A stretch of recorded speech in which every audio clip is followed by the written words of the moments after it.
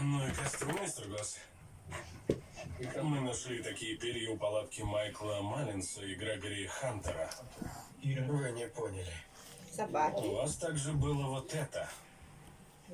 Идеальный размер и вес. Можно пронзить череп. Я все объясню.